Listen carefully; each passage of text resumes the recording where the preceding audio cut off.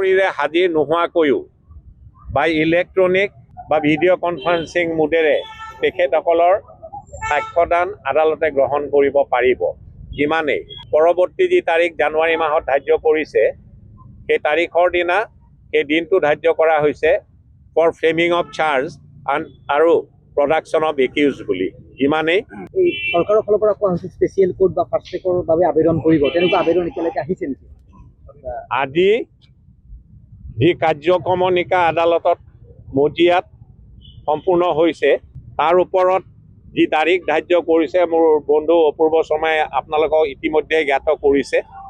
আন বিষয়বস্তুৰ ওপৰত আজিৰ তাৰিখত আদালতৰ কাৰ্যক্ৰমণিকাৰ বাহিৰত বক্তব্য ৰখাটো সমীচীন নহ'ব। ইমানেই।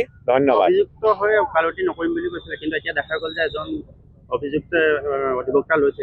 সদৌ অসম উকিল সন্থাই যিটো আবেদন দিছিলে অসমৰ অধিবক্তা সমাজলৈ, তাত লিপিবদ্ধ আকাৰত এই কথাখিনিকে কোৱা হৈছিলে যে যিকোনো অধিবক্তাই এই গোচৰটো ল'লে তেওঁ প্ৰথমে চিন্তা কৰিব লাগিব তেওঁৰ সামাজিক ৰেছপনচিবিলিটিৰ কথা আৰু তেওঁৰ যি প্ৰফেচনেল ৰেছপনচিবিলিটি সেইটো মুখ্য নহ'ব, সেইটো গৌণ হৈ ৰ'ব বুলি সেই এপিলটো আজিৰ তাৰিখলৈকে অসমৰ সমূহ অধিবক্তা সমাজে সন্মান জনাই আহিছে।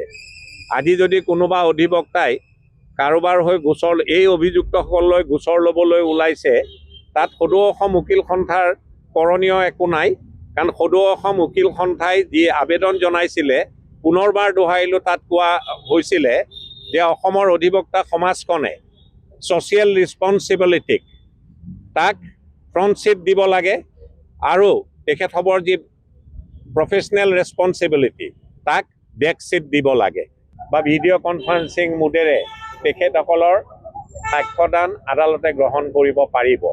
ইমানেই। পৰৱৰ্তী যি তাৰিখ জানুৱাৰী মাহত ধাৰ্য কৰিছে, সেই তাৰিখৰ দিনা সেই দিনটো ধাৰ্য কৰা হৈছে ফৰ ফ্ৰেমিং অফ চাৰ্জ আৰু প্ৰডাকশ্যন অফ একিউজ বুলি।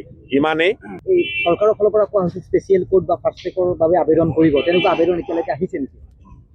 আজি যি কাৰ্যক্ৰমণিকা আদালতত মজিয়াত সম্পূৰ্ণ হৈছে, তাৰ ওপৰত যি তাৰিখ ধাৰ্য কৰিছে মোৰ বন্ধু অপূৰ্ব শৰ্মাই আপোনালোকক ইতিমধ্যে জ্ঞাত কৰিছে। আন বিষয়বস্তুৰ ওপৰত আজিৰ তাৰিখত আদালতৰ কাৰ্যক্ৰমণিকাৰ বাহিৰত বক্তব্য ৰখাটো সমীচীন নহ'ব।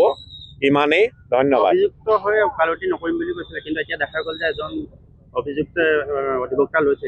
সদৌ অসম উকিল সন্থাই যিটো আবেদন দিছিলে অসমৰ অধিবক্তা সমাজলৈ, তাত লিপিবদ্ধ আকাৰত এই কথাখিনিকে কোৱা হৈছিলে যে যিকোনো অধিবক্তাই এই গোচৰটো ল'লে তেওঁ প্ৰথমে চিন্তা কৰিব লাগিব তেওঁৰ সামাজিক ৰেছপনচিবিলিটিৰ কথা আৰু তেওঁৰ যি প্ৰফেচনেল ৰেছপনচিবিলিটি সেইটো মুখ্য নহ'ব, সেইটো গৌণ হৈ ৰ'ব বুলি সেই এপিলটো আজিৰ তাৰিখলৈকে অসমৰ সমূহ অধিবক্তা সমাজে সন্মান জনাই আহিছে। আজি যদি কোনোবা অধিবক্তাই কাৰোবাৰ হৈ এই অভিযুক্তসকললৈ গোচৰ ল'বলৈ ওলাইছে, তাত সদৌ অসম উকিল সন্থাৰ কৰণীয় একো নাই। কাৰণ সদৌ অসম উকিল সন্থাই যি আবেদন জনাইছিলে, পুনৰবাৰ দোহাৰিলোঁ, তাত কোৱা হৈছিলে যে অসমৰ অধিবক্তা সমাজখনে ছ'চিয়েল ৰেছপনচিবিলিটিক তাক ফ্ৰণ্ট ছিট দিব লাগে আৰু তেখেতসবৰ যি প্ৰফেচনেল ৰেছপনচিবিলিটি তাক বেক ছিট দিব লাগে।